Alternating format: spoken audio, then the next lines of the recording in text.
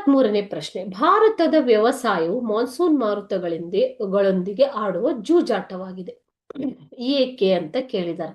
ನೀವು ಹೇಗೆ ಹೇಳ್ತೀರಾ? ಏಪ್ರಿಲ್ 2015, 17, 2018, ಜೂನ್ 2017ರಲ್ಲಿ ಕೇಳಿರುವಂತಹ ಪ್ರಶ್ನೆ ಇದು. ಇಲ್ಲಿ ಭಾರತದ ಜನಸಂಖ್ಯೆಯ ಪ್ರಧಾನ ಉದ್ಯೋಗ ಏನು? ವ್ಯವಸಾಯ. ನೈಋತ್ಯ ಮಾನ್ಸೂನ್ ಮಾರುತಗಳು ಒಂದು ವಿಧದಲ್ಲಿ ವ್ಯವಸಾಯವನ್ನ ನಿಯಂತ್ರಿಸುತ್ತವೆ. ಸೊ ವ್ಯವಸಾಯವು ಮುಂಗಾರು ಮಳೆಯನ್ನ ಅವಲಂಬಿಸಿದೆ ಅಂತ ಅರ್ಥ ಇಲ್ಲಿ.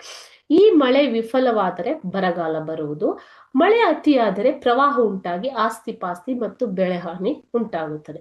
ಸೊ ಇದರಿಂದಾಗಿ ಭಾರತದ ವ್ಯವಸಾಯವು ಹೆಚ್ಚಾಗಿ ನೈಋತ್ಯ ಮಾನ್ಸೂನ್ ಮಾರುತಗಳ ಮೇಲೆ ಅಥವಾ ಮುಂಗಾರು ಮಳೆ ಮೇಲೆ ಅವಲಂಬಿತವಾಗಿರುವುದರಿಂದ ಇದನ್ನ ಮುಂಗಾರು ಮಳೆಯೊಂದಿಗೆ ಆಡುವ ಜೂಜಾಟ ಅಥವಾ ನೈಋತ್ಯ ಮಾನ್ಸೂನ್ ಮಾರುತಗಳೊಂದಿಗೆ ಆಡುವ ಜೂಜಾಟ ಎಂದು ಕರೆಯುತ್ತಾರೆ.